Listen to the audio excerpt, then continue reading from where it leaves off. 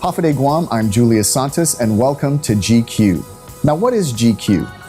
GCue is essentially an evolved version of my previous video podcast that I had on Facebook, which was called Expose. I chose GCue, of course, the G stands for Guam, and Q is a word that I've had to use a lot in my separate careers as an actor in theater and in film. Of course, an actor has a cue, when to come on stage or when to say a line or when to perform an action. For a beat. In my fitness career over the last 8 years doing CrossFit, the coaches, as a coach, I have to come up with the proper cues to instruct the athletes so that they're performing the movements and the exercises properly. Now, how does cue pertain to this platform in particular?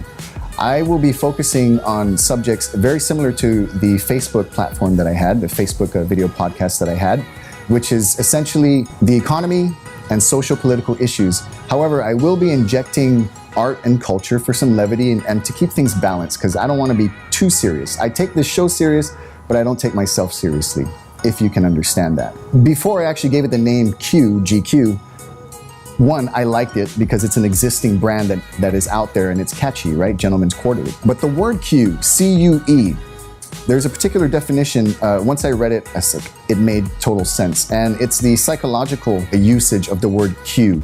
And that would be a feature of something perceived, so that something could be information that is used in the brain's interpretation of perception.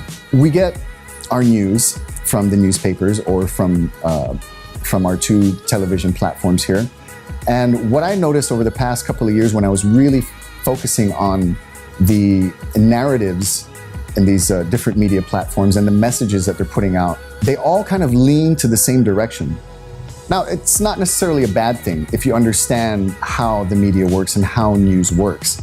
So I want to bring some balance to that. Now, these media platforms have every right to put out the stories that they do. The important thing is the facts and the data that supports the stories that they put out, because it can be irresponsible if you put out a piece of information and you don't have any data or any facts to substantiate any claims that you may have. That statement right there was really kind of talking about the political issues, and when we're talking about government. I was just looking at one of the newspapers the other day, I can't remember, it was talking about the budget at the legislature and how it's $6 million. And when you look at the bold letters in that headline, for some reason it strikes a chord within you that either makes you angry or it makes you scared. Maybe that's just me, but through anecdotal experiences and talking to the people I know, we all kind of have we all give the same response when we read a headline like that. And so it's important to understand the nuance and the context to the story. I'm not going to get into that story now. I'm just kind of giving you an example. So when you read a headline like that strikes you, that strikes a chord within you, that is your cue as an actor in this movie that we call Guahan to research that information, to research that issue and that topic, so that you have as much information about it as possible, so that when you formulate your opinion on the matter, you are formulating a comprehensive and thorough opinion that includes as much information as you can gather. Why is that important? It's extremely important because that's the foundation of the belief that you're establishing on that issue. I could go deeper and deeper and deeper into this, and we will in future segments. But I'm really looking forward to producing more of these episodes. I'm so grateful to my producer for assisting me in this. I don't have any equipment. All I have is my brain and my fingers to type. I even had to borrow a laptop. But I felt this project was important, too important to wait until I had all the resources that I needed and to put it together in a refined production. Feel free to challenge any of the statements that I make. Like I said, do the research. If you want to debunk any claims that I have, you are more than welcome to. Now, on this platform, I'm not telling you what to think with the information that I'm giving you. That's very important that we establish that. The information that I put out and the opinions that I may have on any of the issues and topics that we'll be discussing are my own. I will do my best to give you as balanced perspective on any of the issues that I cover on this show, so that you are armed with that knowledge. So when you, again, formulate your opinion, it's a strong one, so that when you have debates or when you have discussions, more particularly debates are dangerous, because in a debate, somebody has to win and somebody has to lose. However, in a discussion or in a dialogue or a dialectic, you have two or more individuals expressing their views and their opinions and their ideas and their beliefs on whatever it is they're discussing. And it's not to insult or put down or challenge anyone else. It's simply to convey how it is you perceive the world, how it is you perceive Guam, how you perceive how the government works, how the economy in Guam works with respect to the private sector, tourism, right? And the reason why this is so important to me is because of the fact that most of the media in Guam, now I'm not putting them down when I say this is just something that I've observed over the years. And so when we have the majority of the news media outlets and their stories are slanting all to the same direction, we're missing out on the whole other half of the story. When you miss out on 50% of the story, you end up with 50% of the country hating Trump, calling Trump a racist, a bigot, a homophobe, a transphobe, a xenophobe, whatever phobe, and whatever else you can think of. Now, it's fair enough, people are entitled to their opinions, but a lot of that information is taken out of context. And so one thing I also would like to establish with this channel is that offense is only taken, it's never given. So if there's any information that's put out here, if there's any statement that is made here that is not directly or intentionally meant to slander, which I will do my best not to do it, but should I say something, should I state a fact or put out a point of data or have an opinion on a particular subject or issue, it is not to intentionally offend anyone or upset anyone.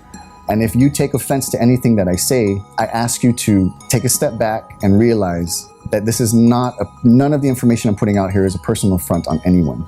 I think it is important to put out all of the facts, all of the data, all of the ugly truths about whatever it is we'll be discussing, because that is the truth of that topic, and you need to know everything about it, the good, the bad, and the ugly, so to speak. So again, that's what I want. One of the rules I want to establish is offense is only taken, it's never given.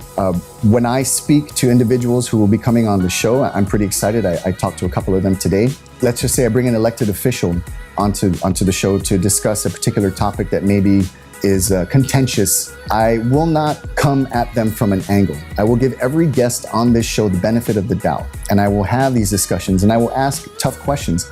Now, tough questions are not meant to corner any of my guests. Tough questions are not meant to throw out aspersions or to accuse anybody of anything. Tough questions are questions that get to the heart of the matter. That's what I believe tough questions are. They get to the heart of the matter, because it's important to have these discussions, these dialogues. I don't want to have debates with individuals, because in a debate, somebody has to win and somebody has to lose. And when we talk about the exchange of ideas and beliefs, nobody needs to lose, nobody needs to win.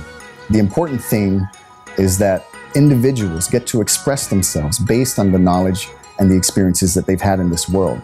Now that brings us to those who say, well, somebody has to be wrong and somebody has to be right. And unfortunately, that is true. And the person who is right is the persons whose ideas and beliefs are in line with the empirical data and the facts and the ugly truths about whatever the topic is that we're discussing. But that's not going to be the emphasis of what this channel is going to be doing. I'm going to be bringing on guests to talk about the economy. I'll be bringing on guests to talk about how government operates in the different sectors, the different agencies. It's so complex and it's so vast. And when I hear individuals, friends, colleagues, they read headlines and one of the first words that comes out of their mouths is corruption.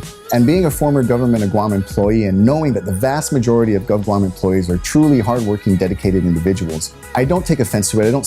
It hurts me a little bit, because it takes away from the important work that these individuals do within the government of Guam. And then I don't pity the individual who calls corruption. I feel a responsibility to provide more insight, because when an individual is triggered by something or a chord is struck within them, and the first thing that comes out is the word corruption, there's a resentment behind that. There's a certain sense of anger behind that. And when stories are constantly pumped out, whether they're on print or, digital or on television, and those are the only emotions that you experience, and it just tends to make us angry people. Life is tough, life is challenging, but it's not necessarily something that we need to be angry about all the time. So if I can help bring more context, if I can help bring more insight, if I can provide the proper cues for you, the audience, to understand whatever it is we're talking about that much more, and perhaps we can bring a little bit more peace and we can have more constructive, more meaningful conversations about the issues that impact Guam and her people. For those of you who don't know, I was running for senator in the last election in 2018. It's a wonderful experience, the good and the bad. I learned so much about myself. A part of me actually died and then was reborn after the election. And I'm very grateful for the opportunity to have done that. I'm grateful to all the individuals that I met out there, especially those who voted for me. Thank you so much for your support. And that is what really would galvanize me to get back on this podcast, to reach out to the people and have more of these discussions. Be looking forward to more. I gotta end this video now. We don't have that much time. I gotta deal with the elements around me as well. And so I wanna thank you for tuning in to episode 1, the introduction of GCue. You can look forward to short video segments that will have infographics and I guess more layman terms to make them more broadly understandable and more digestible. As well as dynamic interviews. I ran into a couple of individuals today who I was actually thinking about. And so it's almost like Providence, how everything is coming together. So again, thank you so much for listening to what I have to say. Perhaps if we run into each other somewhere out there in Guam, we can have a discussion ourselves. I'm Julius Santos. Stay the course. This is GCue.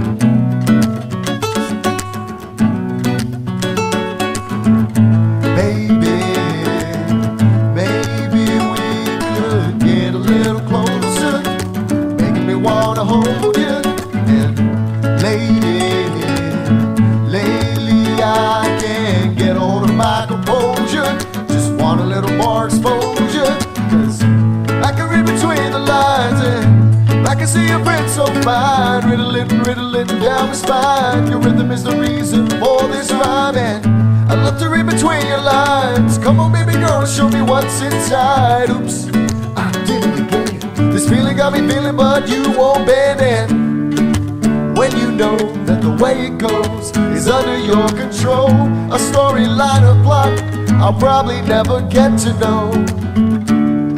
You're such a mystery, you simple tragedy.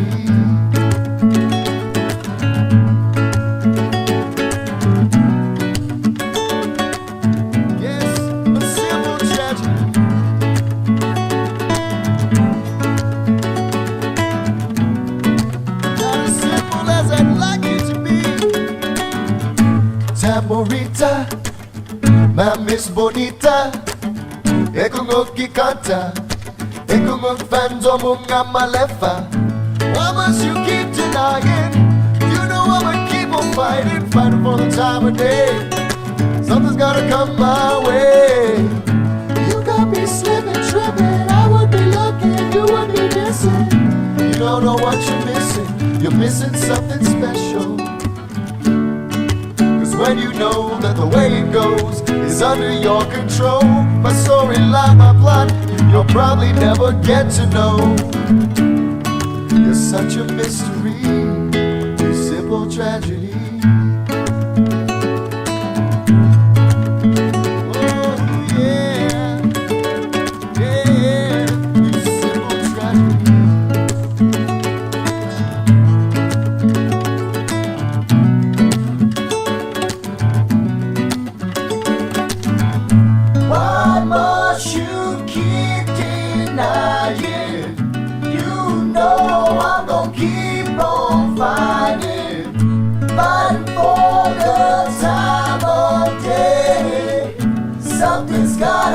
Gotta come my way. 'Cause when you know that the way it goes is under your control, the storyline or plot you'll probably never get to know. I'll be your mystery, you'll be the tragedy.